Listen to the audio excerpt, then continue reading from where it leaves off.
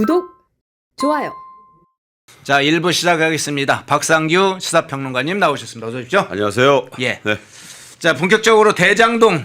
이거 엄청난 큰 사건이 터졌습니다. 자, 이 문제 한번 좀 살펴보겠습니다. 일파만파 이제 확산되고 있는 이 사건. 대장동 개발비리 민간업자 사건. 검찰이 항소하지 못했다.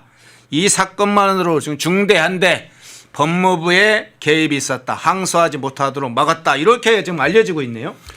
한마디로 이 사건은 그 자살을 당했다. 자살당했다. 네. 형식적으로는 검찰이 항소를 포기한 것이 이제 형식이에요. 예. 그러니까 자정까지 항소장을 안 냈으니까 예. 결과는 그건데 그럼 과연 거기에 이르게 한 그 정황에 대한 정확한 표현이 뭐냐? 검찰이 자살을 당했다. 그리고 검찰을 이 자살 당하게 한 검찰이 그러니까 스스로 안 냈잖아요. 예. 문제는 검찰이 항소장을 낼 수 있었다.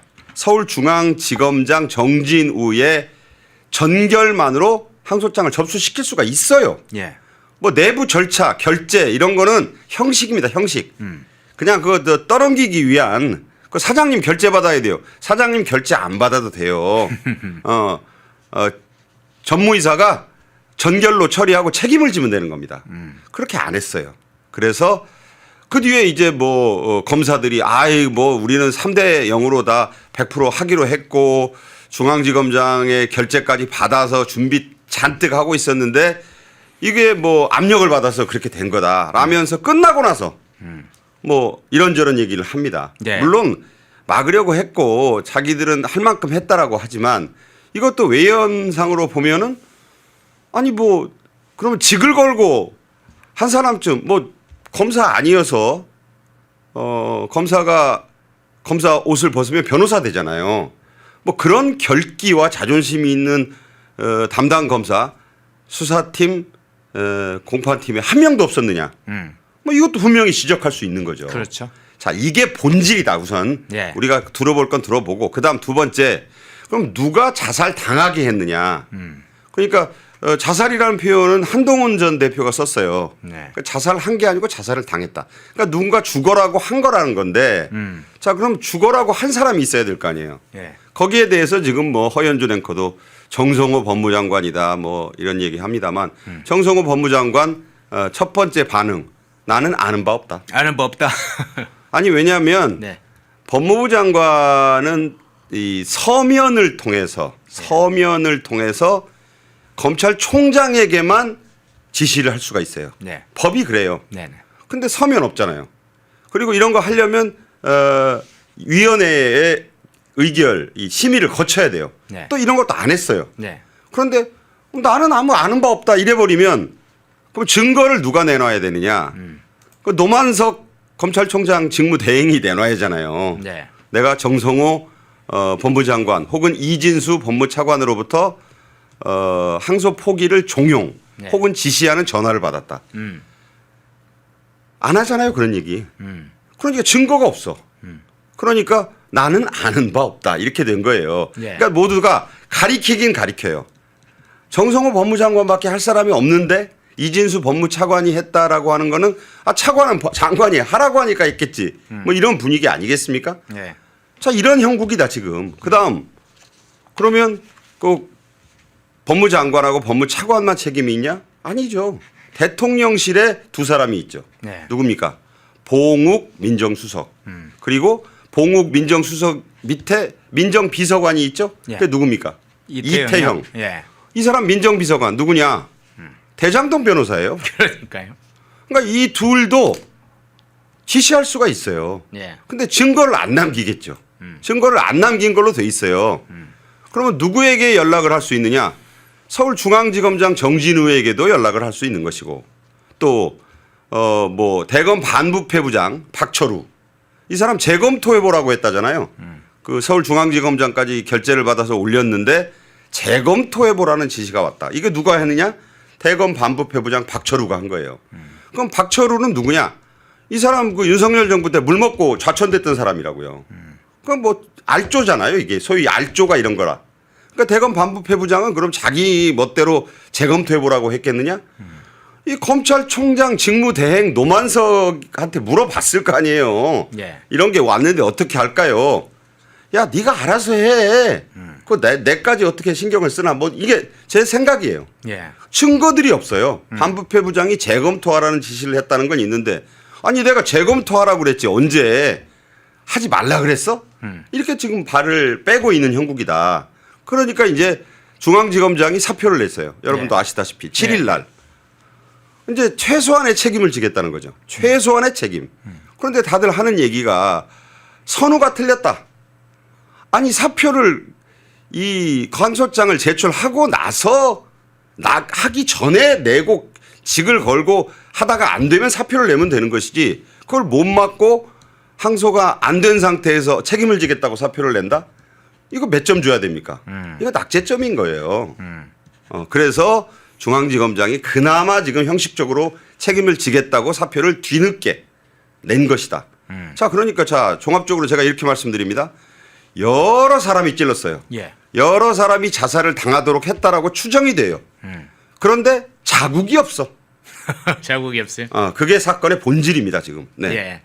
자, 이 사건에 어쨌든 객관적으로 확실하게 확인된 건 이제 검찰이 항소를 포기했다는 건 확인이 됐고 수사팀과 공판팀이 이 대장동 사건 수사팀이 있고 공판팀이 있습니다. 재판을 담당하는 이 팀에서는 전원이 항소를 제기해야 된다. 항소 의사를 전원이 일치로 했고 서울중앙지검장인 정진우 지검장도 그것에 동의해서 대검에 의견을 올렸다고 하죠. 항소해야 된다라고.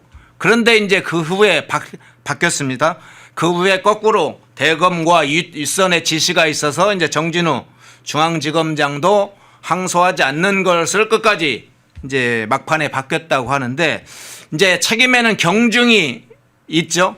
일단은 서울중앙지검장 문제 잠깐 이야기를 좀 해보겠습니다. 뒤에서 이제 대검과 법무부 문제는 별도로 하고요. 또 서울중앙지검장은 초반에는 수사팀과 공판팀의 의견대로 항소를 하도록 결재를 다 했다고 하죠.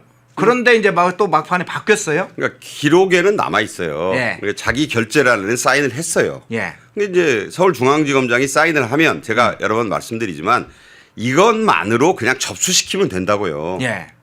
근데 왜 내부 승인 절차를 거치려고 했느냐. 이게 석연치가 않다는 거예요. 그거는 둘 다 책임이 있어요. 서울중앙지검장은 결재했으니까 야 내가 책임질 테니까 그냥 상소장 제출해. 법적으로 아무 문제가 없다 이거예요. 그런데 본인이 뭐가 걸리는 거예요. 야 그저 대검에다 물어봐라. 대검에다가 저 절차가 있으니까 물어봐라. 그게 이제 대검 반부패 부장한테 물어본 거예요. 그 박철우가 몇 시간 있다가 재검토해보라고 했다는 거예요. 그 얘기가 바로 대검 차원에서 논의가 있었다. 반부패 부장이면 혼자 재검토해보라고 했겠느냐. 지금 이제 나중에 문제 사태가 다급해지면 그럴 거예요. 내가 혼자 그랬다고. 아니 그러니까 자기 선에서 막으려고 할 거 아니에요. 근데 이게 누가 봐도 그게 아니라는 거 아니에요. 지금 상식을 뭐 자꾸 운운하니까. 그러면 당연히 이런 중대한 사안을 그럼 검찰총장 직무대행 노만석에게 대검 반부패 부장이 그 밑에 있는 사람인데 안 물어봤겠냐. 네. 상식에 속하는 거잖아요. 그러니까 물어봤다라고 보고 근데 대검 이 총책임자인 노만석 대행이 어쨌든 자국은 없어. 뭐 자기가 성명을 발표한 것도 아니에요. 그냥 놔둔 거야. 그냥 계속 시간을 보낸 거예요. 그러니까 다급해진 검사들이 뭐 이제 자정이 임박하니까 또 막 이제 가지고 가서 항의했다는 거 아니에요? 네. 그러니까 이제 그때서야 이제 도저히 어떻게 할 수 없는 몇십 분 전에 가서야 야 이게 검찰총장 직무대행 선에서 막혔다더라. 안 된다더라. 그러면 이 사실을 중앙지검장 정진우가 몰랐겠냐고요. 이게 몰랐다고 볼 수 있습니까? 아니잖아요. 그러니까 그렇죠. 저 사람이 비겁한 거죠. 그러니까 아니 그 이미 낼 수 없다. 자기가 사인을 다 했는데 자기가 전결로 할 수 있는데도 내부 절차를 밟아야 된다는 이유로 밑에 검사들에게 야 기다려봐 기다려보자 이러다가 이제 목이 차니까 도저히 안 되겠으니까 이제 안 돼. 왜? 서울중앙지검장이 전결권을 갖고 있는 사람이 못 하겠다는데 어떻게 냅니까? 그러면 여기서 이론적으로 뭐가 가능하느냐? 그 앞에 기다렸다잖아요. 접수 창구에서. 네네. 그냥 내면 된다니까요. 이 서류를 들이밀면 된다고. 그럼 누가 책임져? 들이민 놈이 책임지는 거지. 이거 들이밀면은 안 받아줄 수가 없어요. 접수가 되는 거예요. 바로 그게 역사의 절체절명의 순간이었다. 네. 그걸 접수 내가 책임질 테니까 나 검사요. 신분증 보여주고 이거 여기 보이시죠? 서울중앙지검장 사인된 거. 이 법적으로 문제 없습니다. 접수시키세요. 그 사람이 접수 안 받을 이유가 없고 이게 그렇게 돼 있다는 거예요. 그런데 안 냈잖아요. 가지고 간 검사들도 어디를 바라보고 중앙지검장 연락 없고 그 위에 사람들 중앙지검 다른 사람들도 연락이 없으니 결제가 안 떨어지니까 야 어떻게 내냐. 우리가 냈다가는 무슨 나중에 옷 벗든지 징계당하든지 내 앞길이 막히든지 이런 생각을 한 것이고 그래서 못 내고 나니까 이제 뭐 누구 표현대로 징징대는 겁니다. 나는 그런데 아니, 정진우 서울중앙지검장은 그런 상황을 만들어 놓고 왜 사의를 표명했어요? 뭐 어떤 메시지입니까? 그건? 아니 그러니까 최소한 저 사람은 이번 사태 이 현재의 국면에서 네. 그나마 양심적인 거죠. 아무도 책임 안 지잖아요 지금. 네네. 책임을 아무도 안 지는데 검사들이란 사람들이 최후의 수단이 뭐예요? 옷 벗는 거잖아요. 옷 벗은 사람 아무도 없잖아요 지금. 그나마 사전이냐 사후냐의 차이만 있을 뿐이지만 그래도 사의를 표명을 한 사람은 정진우 서울중앙지검장밖에 없다. 다만 아쉽다는 거지. 본인이 전결권을 가지고 있으니까 서류 제출을 하라고 내가 책임질게 해라. 그랬으면 아래 밑에 그 항소장 접수하러 갔던 후배 검사들 부하 검사들도 책임을 좀 덜어주는 것이고 본인이 문제가 되면 옷 벗으면 되잖아요. 이 옷은 그때 벗으나 시점상의 문제일 뿐인데 왜 옷을 나중에 벗어가지고 이런 오점 아닌 오점을 지금 남기고 있는가. 이게 아쉽다는 것이고 이것도 역시 몸살이기다. 그래서 검찰이 자살을 당했다. 근데 누가 자살을 당하도록 했는지 지금 오리무중인 상황에서 서로 삿대질만 하는 거예요. 정성호, 이진수, 박철우, 봉욱, 이태영 전부 난 아니야 아는 바 없어. 뭐 전부 이렇게 하면서 빠져나가고 있고 이 사태에 대해서 야당은 뭐 지금 현재 주말 휴일에 지금 엄청나게 수위를 끌어올리면서 탄핵 직권남용 뭐 이런 얘기하면서 탄핵 깜이다라고 해서 세 사람을 지목했잖아요. 예. 이재명 뭐 정치적으로 이제 또 노만석 검찰총장 대행 그다음에 뭐 지금 또 누구 이렇게 검토를 하고 있잖아요. 예. 그런데 여러분도 아시다시피 탄핵이 됩니까? 탄핵은 정치적으로 할 수 있어요. 탄핵이 안 될 줄 번연히 여권은 알고 있는 거예요. 그런 국면에 대단히 이 중차대한 역사적 사건이 그런 교묘한 함정에 지금 빠져 있는 것이다. 예. 이렇게 봅니다. 자, 이제 정성호 이제 법무부와 대검 문제 아까 책임의 경중을 가리는 것을 분명히 해야 될 것으로 보입니다. 그러니까 그 역할을 못한 것과 부당한 압력을 가했다는 건 또 차원이 다른 거죠. 하나는 범죄 행위이고 하나는 권한을 행사하지를 않은 거고.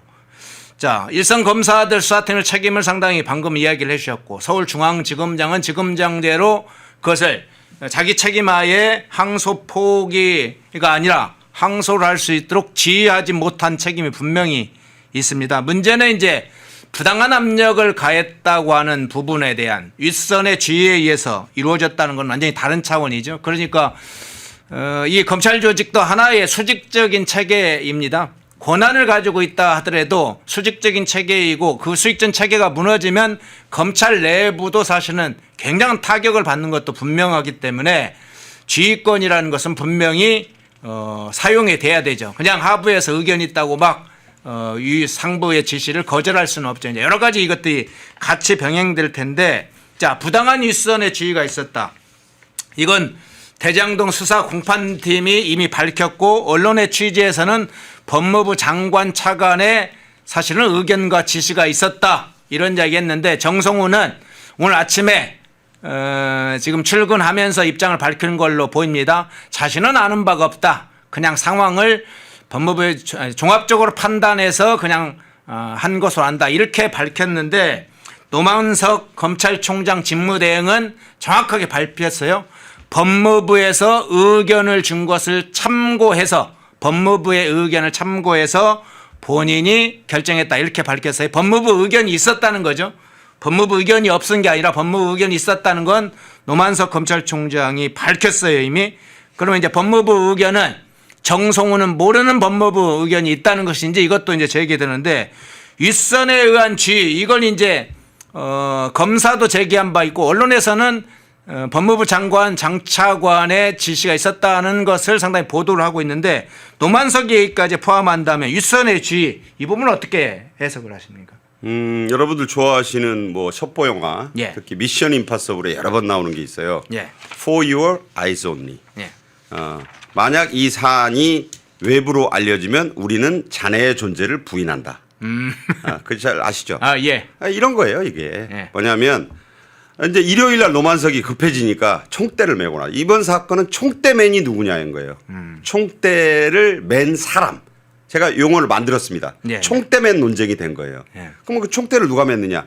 1차적으로 중앙지검장이 사의 표명을 통해서 1호 총대맨을 자처하고 나선 것이고 그런데 이제 총대를 맸다라고 보기에는 그래도 사인까지 했으니까 그 저기가 이거 항소장 제출해라라고 했으니까 정진우는 좀 총대맨에서는 빼야 될 것 같고 예. 그럼 결정적인 총대맨이 지금 자꾸 정성호 법무장관으로 지금 모아지는 분위기잖아요. 네. 그러니까 여기에 대해서도 사전에 대비가 있었던 것 같아요. 야 만약에 그런 식으로 내가 이 지목이 되면 네가 좀 알아서 해야 되겠다. 그게 누구냐? 바로 노만석인 거예요. 법무부의 의견을 참고해서 내가 결정했다. 이게 이제 총대를 세게 매는 거죠. 그렇게 하기로 돼 있었던 것 같아요. 그러니까 뭐냐면 법무부의 의견을 참고해 밑줄 쫙. 이게 누구냐? 자꾸 이걸 정성호라고 해석이 안 되게 지금 여권에서는 보고 법무부의 의견을 참고해. 제가 아까 말씀드렸죠. 대검 반부패부장 박철우가 그 좌천돼 있어서 윤석열 정부에 대해서 윤석열 검찰에 대해서 대단히 불만이 가득했을 대검 반부패부장 박철우가 재검토해보라고 했다고 했잖아요. 이거 기록에 남아 있어요. 네네. 그 법무부의 의견을 참고해는 그걸로 빠져나가게 돼 있어요. 그런데 제가 여러 번 말씀드렸지만 박철우가 결정할 것이냐 이게 박철우 부장이 결정할 수 있는 것이냐. 그러니까 그게 아니다. 박철우한테 몰리니까 이제 부담스러웠겠죠. 그러니까 노만석이 정치적으로 모든 결정은 검찰총장 직무대행이 내가 지는 거지 라면서 손을 들고 나온 거예요. 예. 내가 총대를 매겠습니다. 이렇게 돼서 그래서 일요일 날 이 소리가 나오니까 이 사실 국민 여러분도 그렇고 또 특히 국민의힘 등 야권에서는 네가 무슨 총대맨이야 지금 그러고 있는 거 아니에요. 그러면서 이제 그 법무부의 의견을 참고해를 자꾸 정성호로 법무장관으로 몰아가는 분위기에 쐐기를 박는 분위기가 있어요. 그게 왜 그러냐. 자, 이게 그러면 왜 뭐 아까 언론 보도 하셨는데 그 언론 보도도 언론 많이 쓴 데도 없어요. 한두 군데밖에 그렇게 안 썼는데 자, 이게 과거에 대정동 수사를 하다가 대전고검으로 좌천된 분이 있죠. 예. 그분이 이제 자기의 그 의견을 법무부 2프로스 안에다가 내부망에 올렸잖아요. 정성호와 법무차관 뭐 그 이름은 안 썼지만 뭐 법무장관과 차관이라고 하면 그 사람밖에 더 있어요. 그래 두 사람의 그 압력에 따른 것이라는 얘기를 전해 들었다. 본인이 강백신 검사죠. 대전 고검의 강백신 당시 대장동 수사팀 검사가 확인한 것도 아니에요. 네. 그런 얘기를 전해 들었다. 자 이게 약간 벌써 그 쿠션을 먹는 말을 한 거예요. 네네. 그걸 언론들이 야 이거 정성호밖에 없구만. 이진수 법무차관이라고 하면 법무차관한테 책임을 물릴 겁니까? 아니, 부사령관 보고 책임 물리는 게 어디 있어요. 사령관이 있는데 그래서 법무장관 정성호에게 야 이거 무조건 모든 정황으로 볼 때 법무장관 정성호로구만 이라는 분위기로 지금 가고 있는 것이다. 다만 어제 오후부터 저녁부터 그런 얘기 나왔어요. 이른바 그 출국길에 스탠딩으로 밝히겠다. 그 아까 그 허영카가 얘기한 오늘 출근길에 밝혔어요. 네. 5글자로 뭐라고? 아는 바 없다. 근데 아는 바 없다라고 하면 A 거짓말이지라고 하는 분은 많겠지만 증거가 안 남아 있어요. 현재로서는. 그러면 이제 야당이 국민의힘이나 뭐 야권이 할 수 있는 방법은 국정조사를 요구하고 청문회를 요구하고 뭐 할 텐데 이게 지금 더불어민주당의 완벽한 그 전면 그 방어에 막혀서 정치적인 구호 이상의 효과를 내기는 힘들게 돼 있는 현 시점이잖아요. 예. 그러다 보면 이제 이 분위기를 반전시킬 수 있는 것은 국민 여론과 야당의 투쟁이 어느 정도로 이번에 제대로 좀 불붙을 수 있을 것이냐에 달려 있는 것이지 아까 얘기한 대통령실의 그서는 아예 거리를 어제부터 세게 두고 있어요. 전혀 뭐 이 부분은 모르는 것처럼. 왜냐하면 모르는 걸로 해야 돼요. 모르는 걸로 하지 않으면 큰일 나요. 개입설을 인정해주는 발언이 나오면 안 되잖아요. 대통령실에 계셔 보셨으니까 잘 알 거 아니에요. 그러니까 공식적인 입장은 일절 없는 거예요, 지금. 예. 자, 이런 상황에서 과연 야당의 창끝이 얼마나 이 정성호까지 이르는 소위 마지노 3중 4중의 방어벽을 뚫을 수 있을 것이냐. 이게 이번 사태의 이제 지금 시작인데 그야말로 관전 포인트 핵심이다. 이렇게 말씀드립니다. 예. 자, 그 부분은 아마 추가적으로 이제 확인할 게 많이 있죠. 이제 검찰에서 법무부의 보고가 언제 이루어지는지부터 이제 사실관계를 확인하면 되는 거죠. 기본적으로는 노만석 총장의 직무대행의 이름으로 법무부에 보고가 됐거나 대검의 반부패 부장이 법무부에 보고가 됐다면 정성호 장관한테 또는 차관한테 언제 보고가 이루어졌는지 그에 따라서 보고가 이루어진 후에 법무부의 후속 조치가 무엇이 있었는지 그런 걸 이제 확인하면 되죠. 아직은 이제 시작이니까 뭐 나오는 것들이 이제 정보가 제한되지만 그렇다고 그게 끝나는 게 아니고 이제 시작이죠. 이 조갑재 씨가 오랜만에 이 문제가 대장동 이 항소 포기 사건은 이재명의 최대 위기 상황이다. 이렇게 이제 페이스북에 올렸는데 그간에 이재명 상당히 실드를 많이 쳤는데 이 사건은 그런 간단한 사건이 아니다. 엄청난 폭발력을 가질 아마 사건으로 커질 것이다.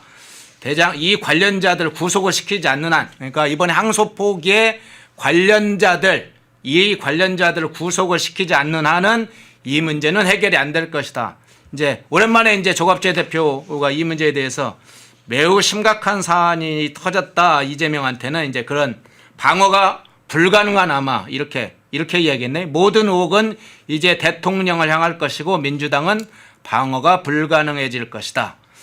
아마 이제 여기 몇 가지 썼어요. 이제 제가 여러 내용이 있는데 좀 생략하겠습니다. 근데 요건 이제 뒤에 가서 2부에서 또 법적으로는 집중적으로 강대규 변호사하고 분석을 할 텐데 이 부분은 좀 짚고 넘어가고 싶습니다. 이게 만일 검찰이 항소를 포기할 때 생기는 일들이 있잖아요. 우선 막 배임액 지금 추징해야 될 금액이 뭐 7,800억이네 어찌네 막 이런 얘기가 막히고 무죄 떨어진 거 이거 검찰 항소가 포기되면 그 이후 상황은 지금 어떻게 되는 겁니까? 자, 변호사들한테 굳이 안 물어봐도 되는 것들만 짚어서 얘기해 드리겠습니다. 먼저 대한민국 검찰 역사상 1심에서 일부 무죄가 나온 사건을 항소하지 않은 적이 단 한 번도 없다. 엄청난 사건이에요, 이게. 7,884억 원의 국고 손실을 일으켰다고 돼 있는 이 사건에서 지금 달랑 김만배에게 478억 원인가? 480억 원도 안 되는 정도만 추징이 됐고 그러면 이게 이제 항소 포기가 되면 쉽게 말하자면 이 검찰은 손발을 묶고 링 위에 올라가는 거고 대장동 일당 5명의 피의자들은 이제 뭐 발, 손, 머리, 흉기 다 쓸 수 있는 재판이 되는 거예요. 2심이. 자, 그렇게 싸우면 그 천하 없는 그 패비급 챔피언도 뭐 10대 소년에게 질 수 있습니다. 손발 다 묶고 있는데 뭐 발로도 차도 되고 머리로 받아도 되고 칼을 던져도 되고 뭐 이런 게임이 되는 거잖아요. 제가 쉽게 말씀드려요. 변호사들은 그렇게 표현을 못 하니까. 자, 이렇게 된 것이고 두 번째. 자, 그 돈을 환수할 수가 없다. 지금 대충 따져도 7,400억 원의 국고를 손실을 이 국고로 돌릴 방법이 사라졌다는 거예요. 이거를 누가 그러면 이 막대한 잔을 돈을 챙길 것이냐. 이건 이제 여러분이 짐작해 보시면 알잖아요. 그러니까 이제 남욱 같은 경우에는 1,000억 원이 넘는 1,002억 원인가를 그냥 꿀꺽하게 생겼어요. 예. 자, 이게 일단 돈으로 그러면 대장동에 아파트 비싸게 분양받아서 살고 있는 분들은 화도 안 납니까? 그 여러분들 돈이에요. 그게 이제 이게 국고로 돌아오지 못하게 됐다는 점. 그 돈은 그럼 누구 거냐? 화천대유의 돈은 누구 거냐? 이거 대선 전에 경기 인터넷 신문에 박종명 기자가 쓴 기사 제목 아닙니까? 그렇죠. 누가 주인입니까? 그 주인이 아실 거 아니에요. 제가 굳이 누구라고 얘기하지 않겠습니다. 여러분도 다 아시는. 자, 그런 돈의 문제가 지금 걸려 있는 것이고. 그다음에 특경가법상 배임을 이번에 1심 재판부가 적용하지 않았잖아요. 네. 그러면 그래서 일반적인 형사상의 배임만을 다투게 돼서 이번에 형량이 대폭 줄었는데 네. 이게 이제 2심으로 올라가면 1심보다는 형량을 높일 수가 없게 돼 있다는 거죠. 형사소송법이 그렇다. 네. 그러면 무조건 형량이 내려가고 추징액도 내려갈 거 아니냐. 그리고 이제 배임 부분은 형사상 배임죄로 내려간 것이 또 업무상 배임은 여권 더불어민주당이 지금 없애려고 하고 있잖아요. 법적으로. 네. 거기다가 지금 법 왜곡죄까지 만들어서 아예 뿌리를 없애려고 하고 있고. 지금 법무부 장관 정성호가 여러 번 한 얘기는 또 뭐예요? 공소 취소를 아예 해가지고 이게 법원에서 면소만 받는 게 아니라 이게 이제 이 공소 취소를 해버리면 이재명이 퇴임 후에도 재판을 받아봐야 소용이 없어요. 그런 사건이 몇 개입니까? 자, 첫째 대장동, 백현동, 그다음에 성남 FC. 성남 FC, 경기도 법카 모든 쌍방울 대북 송금 사건도 이 업무상 배임에 걸려 있는 큰 사건 아닙니까? 이런 것들이 줄줄이 영향을 받는다. 영향을 받는다는 정도가 아니라 재판 하나만화가 된다. 그럴 것이고 당장 정진상이가 받고 있는 1심 재판에도 다 걸려 있잖아요, 이게. 그렇죠. 그럼 그 재판이 영향을 안 받을 도리가 있습니까? 이런 엄청난 사건이 났는데. 자, 이런 것이 지금 일파만파 지금 쓰나미처럼 지금 몰려들 게 뻔하고 대한민국의 사법 체계는 그럼 어디로 가는 것이냐? 검사들이 아니 왜 이렇게 결기가 없냐? 결기만 주문할 게 아니라 검사답지가 않잖아요. 지금 말한 사람들이 다 검사들이에요. 검사들이 자살을 당했다. 얼마나 굴욕적이에요. 죽으려면 멋있게 싸우다 죽든지 아니면 적어도 타살이라도 당해야 되는데 본인들이 자살했는데 형식이 자살을 당한다? 이게 무슨 영어 수동태입니까? 자살을 당하는 게 어디 있어요? 그런 아주 대단히 창피한 국면에 몰려 있는 것이고 조갑재 씨가 참 모처럼 그래도 변절한 우파였는데 네. 그 3인방 있잖아요. 변절한 3인방 다 얘기하지 않겠습니다. 모처럼 좀 과거의 보수의 원로다운 말을 했다. 제발 앞으로는 좀 그렇게 정신 좀 똑바로 박힌 얘기를 해줬으면 한다. 근데 이번에 그칠 가능성도 있어서 그 조갑재 씨 얘기를 그렇게 우리가 엄청나게 들을 얘기는 아니고 다만 이런 재판들이 줄줄이 이제 나중에 변호사들 나와서 법적으로 미주알 고주알 얘기할 거예요. 예. 그렇지만 여러분들이 그 법의 상식을 그 법률적 전문적 지식을 안 갖고 있는 분이 생각해도 이게 지금 어마어마한 사건으로 비화되고 있다. 그러면 입국 닫고 아는 바 없다. 그다음에 대통령실에서 한마디도 안 하고 있는데 지금 대통령실 취재하는 기자들 어제부터 나온 얘기를 들어보면 속에서는 부글부글 끓고 있대요. 그러니까 분위기가 그렇다. 네. 이게 이제 혹시 불똥 튈까 봐. 그다음에 더불어민주당의 그 원내대표 김병기가 뭐라 그랬습니까? 국정원 출신이잖아요. 아주 상징적인 얘기를 했어요. 그렇게 이제 이 당연한 국민적인 반발이 일어나니까 한 줌도 안 되는 친윤 검사들의 항명이다 그러고 있어요. 얼마나 이게 이 현재의 검찰을 정말 우습게 보는 소리냐. 한 줌도 안 되는 친명 검사들의 항명 사건이다. 이게 왜 본질을 프레임을 지금 바꾸려 하고 있지 않습니까? 예. 그럼 뭘로 하겠다는 거예요. 그래서 나온 얘기가 또 맨날 하는 소리 있잖아요. 국정조사 특검. 이걸 상설 특검 만들어서 이걸 오히려 때려잡아야 된다는 식으로 얘기하고 있다고요. 이 프레임 전환을 지금 시도하고 있다. 네.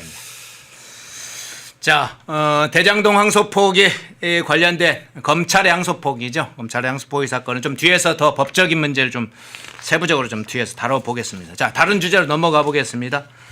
자, 이재명 관련해서 또 하나의 장면을 좀 살펴봐야 될 것 같습니다. 울산 화력발전소 지금 이제 사진에 저렇게 보기에도 참 끔찍할 정도의 보일러 붕괴 사건이 있었죠. 그런데 지난주 저희가 이제 뭐 방송 때 이 사건도 좀 자세히 다루고 그랬는데, 자, 이 문제 먼저 사실은 이재명이 현장 방문을 할 것인지 안 할 것인지 문제를 지난 방송 금요일 날 저희가 다루기도 했어요. 그런데 지금 아직까지 4명의 경우에는 이제 사고로 추정되는 상황이 2명, 2명은 아예 실종 상태, 이렇게 매몰되어 있는 상황에서 아직 마지막 구조 작업이 안 되고 있는 채 5일째를 지금 맞고 있는데, 이재명은 여전히 안 보이고 있습니다. 김민석은 잠깐 들렸다 가긴 했는데 이재명은 안 보여요. 이재명은 여러 가지 좀 뭘 생각하고 안 가는 것인지 모르겠어요. 어떻게 보세요? 표 떨어지는 소리가 나죠. 표 떨어져요. 첫째, 울산이 있지 않습니까? 지역이. 네. 저기 보이시죠? 바닥. 저게 새벽하고 해 떨어지면은 영하 10도 이하로 떨어져요. 네. 골든타임도 지났고 얼마나 정말 기가 막힌 현장입니까? 결국 안 되니까 지금 좌우에 4호기하고 6호기인가요? 두 개도 철거를 한다면 지금 가운데 있는 저 참사 현장은 손도 못 대고 있다는 거예요. 그럼 무슨 뜻이냐? 이재명 입장에서는 가봐야 본전도 못 치는 거예요. 무슨 말씀인지 이해가 되세요? 그러니까 네. 저 지역이 울산이기 때문에 지금 김상욱이 그 울산의 지역구 의원 중에 하나지 않습니까? 그런데 아시다시피 김상욱이 저기 갔다는 소리 못 들었어요. 네. 그러니까 이재명 정권이나 더불어민주당에서는 저 지역이 가봐야 곤혹스러운 지역인 거예요. 지금 당장 뭐 일사천리로 할 수 있는 게 없잖아요.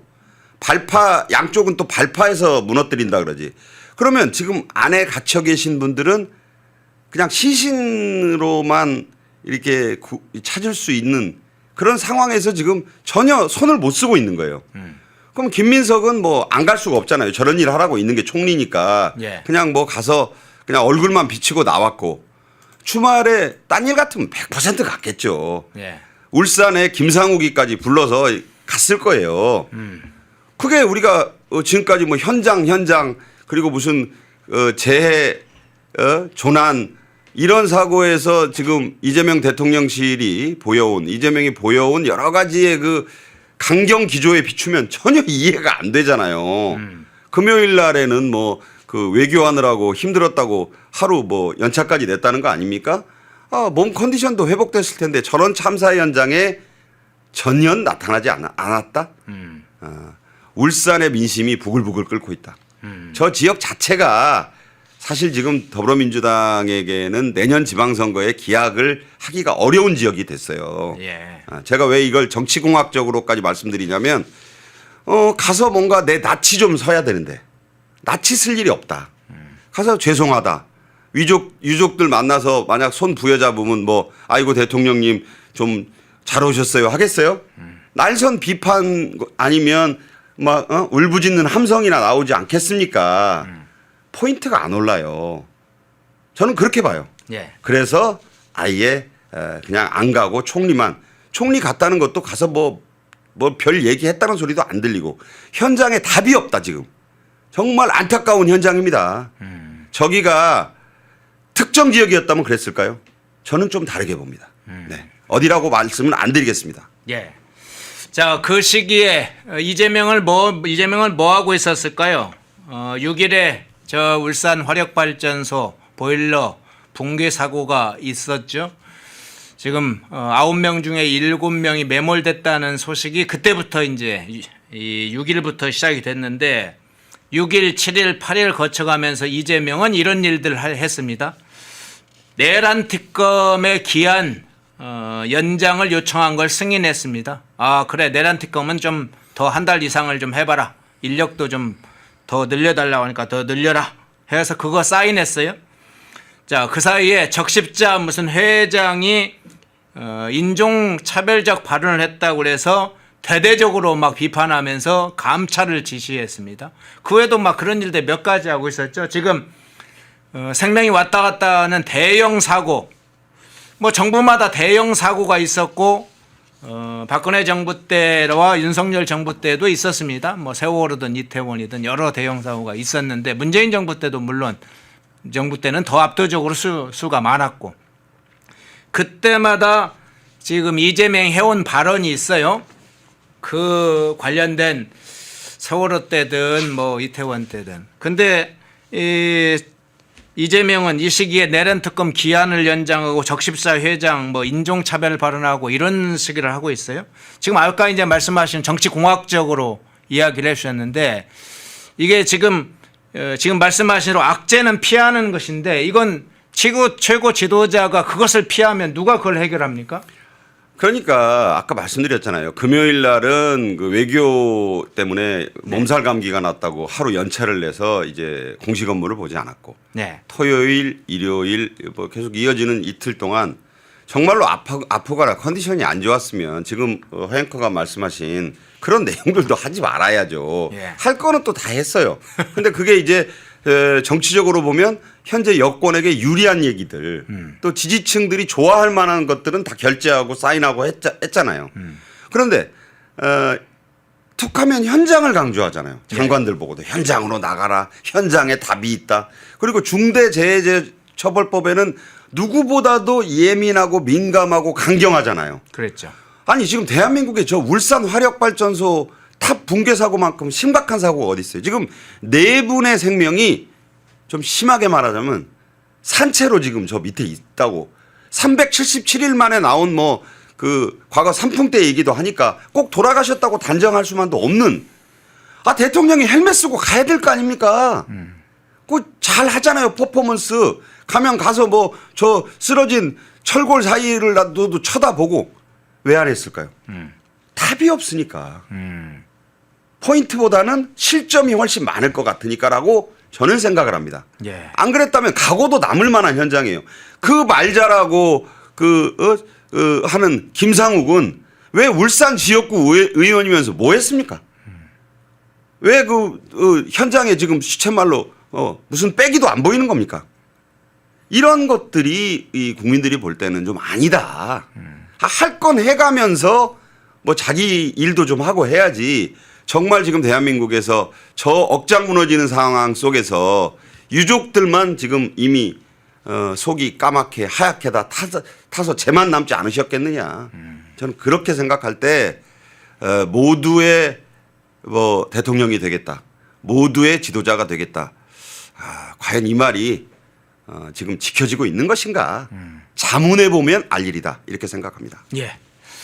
자, 김영훈 장관 문제도 좀 계속 나설 것인데 그 문제는 좀 추후에 다시 한번 정리해서 이야기를 좀 드리죠. 이게 이제 외교 문제가 중대 사안들이 좀 또 발생을 해서 그 문제로 한번 넘어가 보겠습니다. 자, 갑작스럽게 생각지도 못한 하나의 문제가 터졌습니다. 이건 시진핑에게 던진 문제이기도 한데 우리로서는 외교적 참사일 수도 있죠. 외교적 문제이기도 한데 지난 11월 1일 이 에이펙 정상회의 당시에 이재명이 시진핑에게 선물한 게 있죠. 2개가 있는데 그 중에 하나가 이 나전칠기 자개 원형 쟁반이라고 하죠. 지금 화면에 떠 있는 저 원형 쟁반. 근데 저게 뭐 어쨌든 중국 시진핑에게 준 것이니까 국가 원수한테 준 건데 저거 알고 보니까 그냥 일반 관광용품으로 파는 거 사다가 외교부 관계자가 사다가 줬다. 여기까지 다 지금 확인이 된 사항인데 그 내부적으로도 저런 식으로 어떻게 선물을 준비했을까 하는 문제도 생기고 외교적으로도 논란이 될 사안이 돼버렸네요. 어떻게 보세요? 지금 중국이 부글부글 끓는다고 봐야죠. 예. 나전 칠기, 자개, 뭐 나전 칠기 하면 생각나는 저 문재인 정부 때 인물 하나 있죠. 손혜원. 그러네요. 나전 장인들 등 많이 쳤지 않습니까? 근데 저게 기가 막힌 것은 이제 한 언론의 추적 보도로 이 사실이 드러난 거 아니겠어요? 예. 근데 이 김길수 장인 이분이 남양주에 계신 분인데 이 장인들은 척 보면 압니다. 쉽게 말해서 내 작품은 아는 거예요. 위작이냐 아니냐 이런 것도 다 아시잖아요. 예. 근데 이분에게 딱 보니까 스마트폰으로 본인이 뉴스를 보다 알았다. 저걸 보니까 예. 저걸 보고 뭐라고 표현했습니까? 공산품이다 이랬어요. 공산품. 예. 공산품. 네. 한마디로 그 인사동이나 여러 그 관광 그런 매장에 그 공장에서 찍어서 내놓은 거다. 장인과는 거리가 먼 작품이다. 그래가지고 더 코미디 같은 얘기를 했죠. 알아보니까 맞다는 거예요. 저 문양이나 저런 거는 뭐 이게 또 뭐 장인의 말을 굳이 안 듣더라도 알 수 있는 건데 확인을 해본 거예요. 그 언론이. 예. 그러니까 진짜 맞아. 예. 근데 저게 외교부 직원은 20만 원을 주고 사갔대요. 바가지 쓴 거예요, 그것도.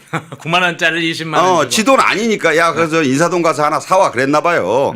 그러니까 가서 뭐 지 거라면은 좀 깎으려고도 들었겠지만 아마 이렇게 뜩 보니까 이거 얼마예요 하니까 뜩 보니까 뭐 이게 그 좀 왜 그런 거 있잖아요. 아니 뭐 20만 원 불러본 거예요. 근데 보통 분들 같으면 에이 뭐 20만 원이나 해요. 좀 깎지. 뭐 이렇게 나오는 게 상례인데 예스오 하고 준 거예요. 왜? 뭐 외교부 공금 가지고 나왔을 테니까 빨리 사오라고 하니까 자기는 빨리 사갖고 들어가면 되는 거지. 뭐 영수증 갖다 주면 되는 거고. 그래서 20만 원짜리를 갖다 줬는데 알고 보면 9만 원짜리다. 예. 이걸 시쳇말로 뭐라고 합니까? 눈탱이 맞았다 그러는 거예요. 예. 예? 제가 그런 생각이 다 들어요. 그러니까 구입 과정도 그렇게 조악했다. 그러면 외교부 직원의 상사가 누굽니까? 외교부 장관 조현이 책임을 져야 될 거 아니에요. 중국 관영신화통신 그 말만이 하는 주한 중국 대사관에서 저 보도 안 받겠어요? 저거 보고 갔다고 봐야 돼요. 네. 저 나전 쟁반 산산조각 나가지고 아마 저 불구덩이로 들어갔을지도 모르고 감히 무서워서 시진핑한테 보고도 못했을지도 모릅니다. 왜 아니 한중 정상회담 잘했다고 갤럽 그 여론조사가 63%까지 물론 한중 정상회담뿐만 아닙니다만 외교 성과라면서요. 본 비자나무로 제작한 바둑판에는 좀 정성을 들였다고 봐야 돼요. 그거는 뭐 이렇게 공산품이 없어요. 네네. 그러나 왜 저걸 아니 저는 저거 처음에 나올 때도 이상하다고 봤어요. 아 그래서요? 아니 왜냐면 문양이 좀 이상했어요? 아니 너무 화려해. 중국이란 나라에는 중국에서 못 만드는 걸 선물을 줘야 좋아합니다. 예. 아니 중국 사람한테 무슨 동양화 선물하고 중국 주석한테 중국이 원조랄 수 있는 나전칠기 이런 걸 선물하고 아니 이게 조심해야 돼요. 아니 추사 후손한테 무슨 어디서 적당히 쓴 그 추사 모본 그 족자 선물하면 좋아하겠습니까? 그렇게 생각해 보세요. 내가 보면 저건요. 저 선물하고 엄청난 이제 앞으로 중국한테 중국은 말이죠. 저런 거 즉각 반응 안 합니다. 딱 이제 이 속국으로 하는 너희가 그것도 친중 한다고 하는 너희가 우리 주석님한테 이런 쓰레기를 선물을 해? 저는요. 저 여파는 정말 무겁고 심각하게 조만간 밀어닥칠 것이다. 예. 자, 우리 외교부의 수준, 대한민국의 수준, 아니 이재명 정부의 수준을 지금 그대로 드러냈다고 합니다. 뭐 시진핑을 우리가 비판하는 것과 별개로 각 국가에 대해서 각 국가의 필요한 절차와 예우라는 건 있죠. 그런데 인사동에서 돌아다닌 저런 것을 한 국가에 그것도 이제 시진핑한테 상당히 예우한다고 줬는데 알아보니까 상당히 그냥 값싼 그냥 공예품에 불과했다. 중국이 어떻게 볼 것인지 하는 문제는 별개로 우리 국가의 외교부의 대통령실의 수준을 그대로 드러냈다. 그런 장면이라고 보는데요. 자, 이 관세 안보 협상 문제로 한번 중요한 문제로 넘어가 보겠습니다. 지금 팩트시트 문제가 계속 나왔습니다. 10월 뭐부터 곧 해왔는데 곧이 이제 11월 4일, 5일까지는 반드시 나온다는 이제 대통령실의 발표. 예를 들자면 뭐 강훈식 비서실장, 김용범 이런 사람들과 달리 지금 오늘까지도 팩트시트가 안 나오고 있는데 그중에 이런 이야기가 중간에 나왔어요. 안규배 국방부 장관이 이야기한 내용인데 원자력 잠수함 선체는 한국에서 건조될 것이다. 이런 이야기도 나왔는데 동시에 다른 의견도 동시에 발표되고 있습니다. 아니다. 이거 협상이 장기화될 것 같은 추세다. 이게 동시에 제기되고 있는데 어떤 부분에 좀 무게를 두십니까? 안규백 장관이 KBS 뭐 네. 이 정부는 그 KBS 일요 진단이라는 프로에 네. 꼭 나갑니다. 그래서 이제 그때 아주 긴 시간을 할애받아서 정부 측의 입장, 이재명 정권의 입장을 잘 설명을 하죠. 네. 상세하게 KBS가 그런 자리를 꼭 마련해 주고. 저도 그 내용을 뭐 저는 그걸 뭐 직접 보지는 않고 나중에 이제 발췌된 걸 위주로 좀 봤어요. 네. 근데 새로운 내용은 없어요. 그냥 뭐 나온 내용을 다 설명한 건데 이제 특이한 점은 두 가지가 있습니다. 첫째, 이 팩트 시트는 오래 가겠다. 왜? 이게 이제 제가 그때 왜 그 삼국지 얘기를 비유해서 말씀드리면서 연환계라고 사슬로 다 묶으면 위험하다 그랬잖아요. 그랬죠. 관세 안보를 묶어 놓으니까 지금 빨리 해야 될 걸 해야 되잖아요. 지금 관세 팩트 시트는 나와서 다음 단계인 MOU, 그 다음 단계인 이제 법적인 구속력을 갖는 어떤 그 미국 관보 개제 이게 이제 이어져도 지금 물리적으로 2025년 안에 되기 어렵다는 게 전문가들의 지적인데 1단계를 못하면요 이거 2026년까지 갈 수밖에 없어요. 그러는데 그러면 현대 기아차, 뭐 반도체, 뭐 철강, 의약품, 뭐 가구 이런 모든 주요 대미 수출품들 관세는 그대로 나갑니다. 아, 줄줄이 뒤로 밀리겠네요. 밀릴 수밖에 없죠. 네. 관보 개제가 돼야 돼요. 네, 네. 관보 개제가 돼도 이게 얼마 걸릴지는 미국 맘이에요. 근데 지금 첫 단추들 못 깼단 말이죠. 근데 왜 그러냐? 안규백이 어제 얘기를 했어요. 네. 뭐 박유 출신 치고는 뭐 공부를 많이 했는지 원잠, 핵잠 얘기를 많이 하던데 뭐 알고 하는 얘기인지는 잘 모르겠습니다만은 죄송합니다. 이게 단기사병분들 그 출신들 제가 뭐 폄하하자는 얘기는 아니고 왜 강조를 하냐면 과연 이분이 뭐 얼마나 아는지 저도 잘 궁금해서 이런 말씀을 드리는 거예요. 상무부가 브레이크를 걸고 있대요. 러트닉이. 그러니까 어떤 일이 있어도 소위 이 원잠, 이재명 정부는 원잠이라고 하니까 뭐 핵잠이지만 저는 핵잠이라고 하겠습니다. 그 핵잠을 러트닉이 주도하는 미 상무부가 절대 한국조선소에서는 안 된다고 하고 있대요. 근데 안규백 장관은 뭐라고 하고 있냐. 한국조선소에서 만드는 안을 우리는 고집하고 있다. 자, 이게 이제 이거에서 이제 딱 막혀 있는 거예요. 근데 이게 미국 입장에서는 지금 한국은 한국의 조선소 뭐 거제니 미포니 말들은 많이 나와요. 예, 네. 근데 이제 뭐 그거에 대해서 일절 미국이 동의를 하지 않고 있고 피트 헤그세스조차도 이거는 전쟁부 장관인 나도 어쩔 수가 없다. 상무부하고 에너지부가 반대하면 이 원잠의 건조 자체를 외국에서 할 수가 없다. 이렇게 얘기하고 있다는 것이고 그러다 보면 러트닉이 또 누구예요? 관세 팩트 시트를 손에 쥐고 있는 사람 아닙니까? 그래요. 이건 원잠은 관세 팩트 시트도 아니고 안보 팩트 시트인데 여기에까지 지금 그 러트닉이 꽝 하고 대못을 박아놨다는 얘기예요. 예. 그러면서 그러면서 이제 안규백 얘기가 딱 다른 새로운 얘기, 달라진 얘기가 하나 있더라고요. 뭐냐면 그러면 서 이제 안규백은 미국이 한국에서의 원잠 제조를 지지한다 이런 발언을 했어요. 네. 그래서 전 저 새로운 얘기인데 저는 그렇게 생각했어요. 그 말이 맞다면 미국 상무부가 동의했다는 얘기가 되잖아요. 네네. 그런데 바로 몇 시간 뒤에 그 KBS 방송이 나가고 난 뒤에 몇 시간 뒤에 국방부가 보도 자료를 냈어요. 정정 자료를 냈어요. 뭐냐? 그 말은 미국이 한국 조선소에서의 원잠 핵잠 건조를 승인했다는 뜻이 아니고 적극적으로 전반적인 그 핵잠 건조를 지원해 준다는 뜻이다라고 이례적인 정정을 했어요. 이 말은 뭐냐면 그 말을 만약에 미국 상무부가 전해 듣고 야 언제 우리가 한국 조선소 건조를 승인해 줬냐라고 나올 경우에 난감하다는 거니까 자기가 이제 막 그 자기 흥에 겨워서 얘기를 하다가 그렇게 오해될 수 있는 부분이거든요. 그게 그 KBS 발언이. 네. 그러니까 이례적으로 반나절도 안 돼서 정정을 하고 나왔다. 자, 그렇다는 얘기는 다시 원점으로 돌아가서 안보 관세 팩트 시트가 한 덩어리로 묶여 있는데 그게 해결이 안 되면 지금 이미 양치기 소년 됐잖아요. 예. 또 양치기 소년 되고 있다. 무슨 얘기냐? 아니 4일날 한다고 해서 5일날 재벌총수 면담 잡혔다가 4일날 안 돼서 패티엑세스는 그냥 돌아가고 합의된 안보 팩트시트 발표를 못했잖아요.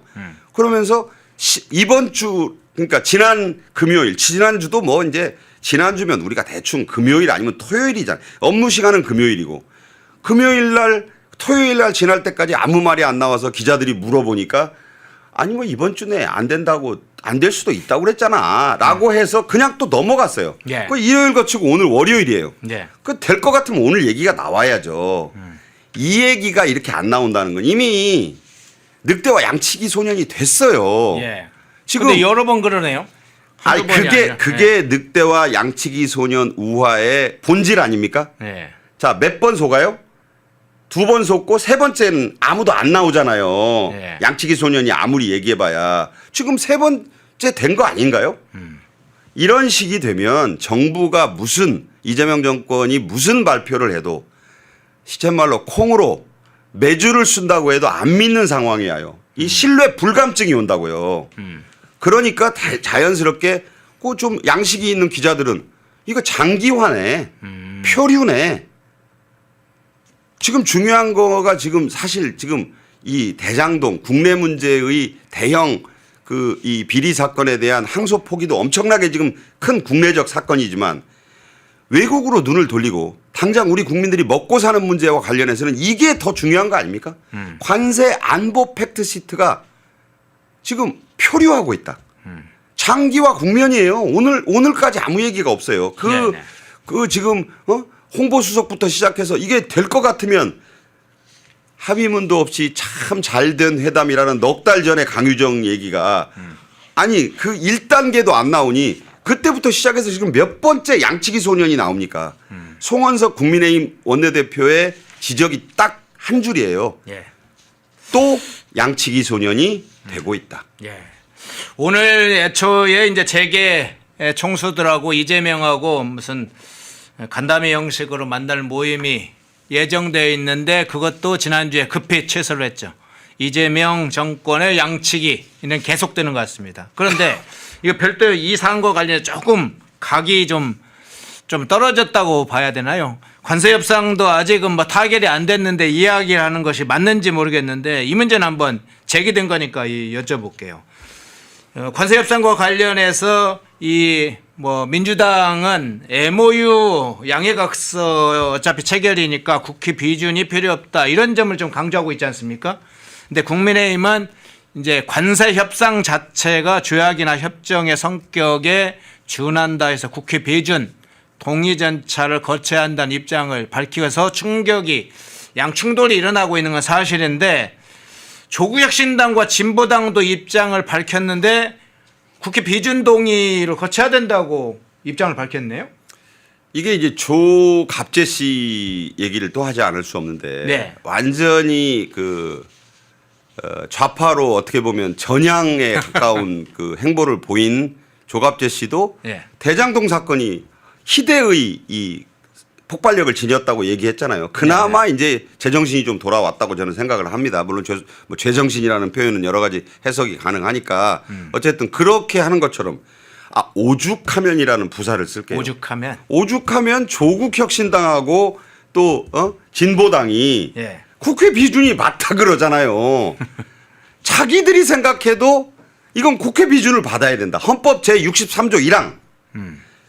국가와 국민들에게 중대한 재정적인 그 문제를 초래할 사건. 이게 이 이상 있어요?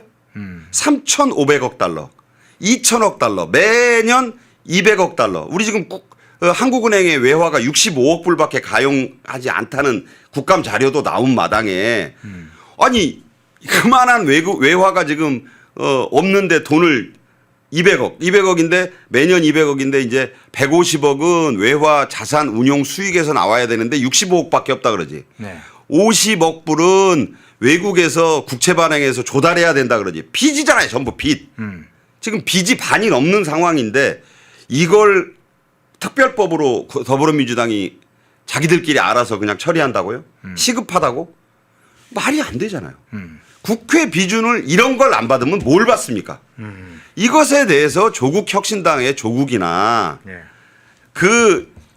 트럼프 진보당의 그 지역위원장이 제가 사는 동네에 무슨 현수막을 붙였냐면 예. 트럼프는 약탈을 중단하고 당장 떠나라 이런 현수막을 붙였더라고요. 거기는 그 피를 위해서 하는군요. 그러니까 예.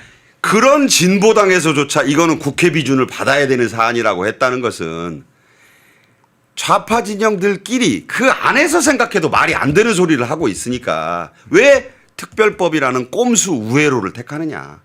정정당당하게 헌법 제 63조에 따라 이런 중대한 국가적인 국민들에게 막대한 재정적 부담을 초래할 사안은 초약에 준한다. 아니 좀 읽어보라고요. 다운로드 받으면 무료로 볼 수 있다고요. 한글만 알면 아는 내용 아닙니까? 왜 이걸 특별법으로 하자고 하느냐. 특별법으로 했다가 나중에 문제가 생기면 누가 책임질 겁니까? 정권은 유한하고 대한민국은 무한한 것입니다. 마지막 말이 참 멘트가 아주 딱 핵심을 찌르네요. 정권은 유한하나 대한민국은 무한하다. 자, 마지막 질문으로 이 증시와 환율 문제를 함께 여쭤볼게요. 증시 문제는 지난주에도 좀 중요하게 다뤘습니다만 오늘 이제 증시 개장을 했으니까 뭐 소식들이 이제 계속 나올 텐데 상승폭이 일부 뭐 있던 없던 좀 이제 이 등락은 여러 가지가 있을 텐데 환율 문제도 그렇고 그런데 재밌는 이제 분석들이 나오고 있는데 외국인 투자자들이 왜 이렇게 최근에 매수가 아닌 순매도를 이렇게 몰아치고 있냐? 한때는 국내 투자자들이 외국인 투자자들이 엄청나게 우리 국내 주식을 사들이면서 기대도 많았는데 완전히 다른 양상으로 가고 있다. 그리고 환율도 이제 그에 따라서 영향을 받고 있는데 이 상황을 어떻게 그 이유 이 무섭게 변한 외국인 투자자들 이 상황을 어떻게 분석해야 됩니까? 외국인 투자자들은요 간단한 원리에 의해서 움직입니다. 네. 돈이 벌렸으면 파는 거죠. 차익 실현을 하는 거예요. 7조 원 넘게 4일 거래일 동안 팔았어요. 예. 아니 손해나고 파는 사람 봤어요? 차익을 남기기 위해서 일단 현금으로 다 판 것이다. 이게 이제 정확한 얘기고 그냥 한국 주식이 미워서 뭐 이재명 정권의 말을 믿을 수 없어서 이런 거 아니에요. 지금 또 무슨 배당소득 분리과세 어제 고의 당정했는데 뭐 25% 내린다면서요. 네네. 뭐 또 자사주 소각 의무화도 곧 한다면서요. 또 호재가 나면 외국인들은 돌아와서 삽니다. 네. 다만 지금까지 많이 올랐으니까 판 거예요. 이걸 다 개미 투자자들이 받아냈어요. 빚내서 받았다. 자, 그것도 각자 알아서 할 일입니다. 그런데 뭐가 불안하냐. 또 외국인들은 왜 그렇게 7조 원 이상을 팔아치우느냐. 원달러 환율이 외국인들 입장에서 좋아요. 지금 이거 불안한데 지금 제가 아는 증시 관련 전문가들 뭐 후배들한테 물어보면 1,500선까지는 돌파하는 걸 열고 봐야 된다고 지금 다들 그렇게 얘기합니다. 유로 환율은요. 지금 유럽 지역에서 뭘 수입하는 분들은 죽을 지경이라는 거예요. 아니 이 와중에 유럽 여행 가는 분들은 정말 재벌이냐 이런 얘기가 나올 정도로 지금 유로는 어마어마하게 더 오르고 있습니다.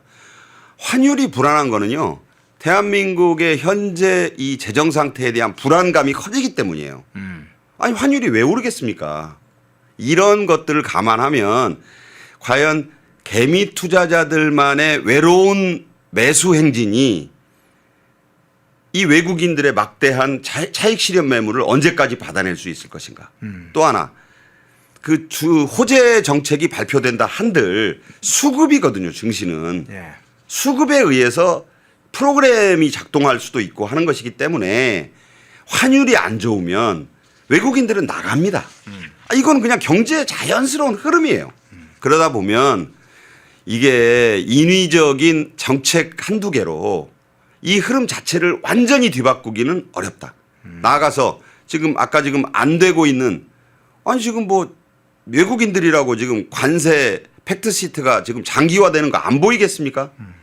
채산성이 미국 수출 기업의 채산성이 떨어질 것은 상식에 속하는 거예요. 장기화가 되면은 2026년까지 늘어지면 현대 기아차 2조 원 넘게 손해 본다니까요. 그러면 제가 볼 때는 펀더멘틀의 약화가 보이는데 무조건 사기만 한다고? 아니 뭐 섣불지고 불에 뛰어드는 겁니까? 주식 투자는 좀 이성적으로 머리를 가지고 좀 해야 된다. 이제 가슴에 뜨거운 심장을 좀 식히실 때가 됐다. 저는 이런 말씀 드립니다. 예. 시청하시면서 좋아요 깜빡 하신 분들은 좋아요 꾹 눌러주시기 바랍니다. 박상규 시사평론가께서 마지막에 이 좀 냉정한 상황을 주식 이 환율 부분에서 짚어주셨네요.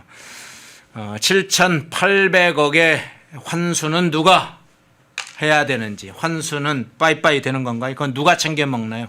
그 장면부터 시작해서 주식 환율 문제까지 좀 다뤄봤습니다. 박상규 시사평론가님이었습니다. 고맙습니다. 감사합니다. 펜앤마이크에서 추천하는 영상도 보고 가세요. 다른 영상도 즐기시려면 구독 버튼을 꼭 눌러주세요.